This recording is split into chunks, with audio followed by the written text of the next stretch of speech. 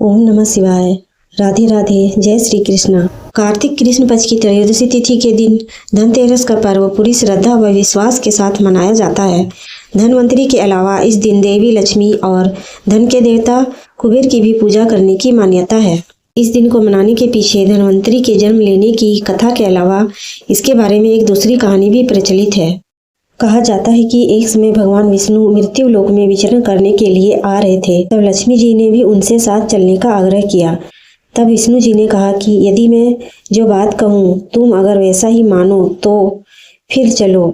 तब लक्ष्मी जी उनकी बात मान गई और भगवान विष्णु के साथ भूमंडल पर आ गई।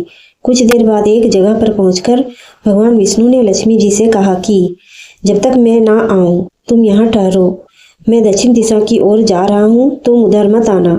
विष्णु जी के जाने पर लक्ष्मी के मन में कौतूहल जागा कि आखिर दक्षिण दिशा में ऐसा क्या रहस्य है जो मुझे मना किया गया है, और भगवान स्वयं चले गए। लक्ष्मी जी से रहा ना गया और जैसे ही भगवान आगे बढ़े लक्ष्मी जी पीछे पीछे चल पड़ी। कुछ ही आगे जाने पर उन्हें सरसों का एक खेत दिखाई दिया जिसमें खूब फूल लगे थे। सरसों की शोभा देखकर वह मंत्रमुग्ध हो गई और फूल तोड़कर अपना श्रृंगार करने के बाद आगे बढ़ी। आगे जाने पर एक गन्ने के खेत से लक्ष्मी जी ने गन्ने तोड़कर रस चूसने लगी। उसी क्षण विष्णु जी आए और यह देख लक्ष्मी जी पर नाराज होकर उन्हें शाप दे दिया कि मैंने तुम्हें इधर आने को मना किया था पर तुम ना मानी और किसान की चोरी का अपराध कर बैठी। अब तुम इस अपराध के जुर्म में इस किसान की 12 वर्ष तक सेवा करो। ऐसा कहकर भगवान उन्हें छोड़कर क्षीर सागर चले गए।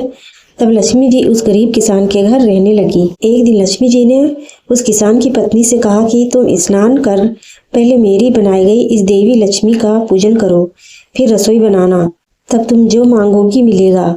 किसान की पत्नी ने ऐसा ही किया।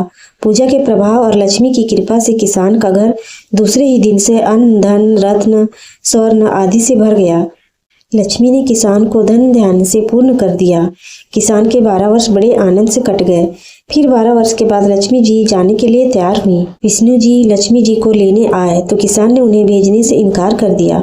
तब भगवान ने किसान से कहा कि इन्हें कौन जाने देता है, यह तो चंचला है, कहीं नहीं ठहरती, इनको तो बड़े बड़े नहीं रोक सके। इनको मेरा शाप था, इसलिए 12 वर्ष से तुम्हारी सेवा कर रही थी। तुम्हारी 12 वर्ष तक सेवा का समय पूरा हो चुका है। किसान हठपूर्वक बोला कि नहीं, अब मैं लक्ष्मी जी को नहीं जाने दूंगा। तब लक्ष्मी माँ ने कहा कि हे किसान, तुम मुझे रोकना चाहते हो तो जो मैं कहूँ वैसा ही करो। कल धनतेरस है, तुम कल घर को लीप पोत कर स्वच्छ करना और रात्रि में घी का दीपक जलाकर रखना और सायंकाल मेरा पूजन करना और एक तांबे के कलश में रुपए भरकर मेरे लिए रखना। मैं उस कलश में निवास करूंगी, किंतु पूजा के समय मैं तुम्हें दिखाई नहीं दूंगी। इस एक दिन की पूजा से वर्ष भर मैं तुम्हारे घर से नहीं जाऊंगी।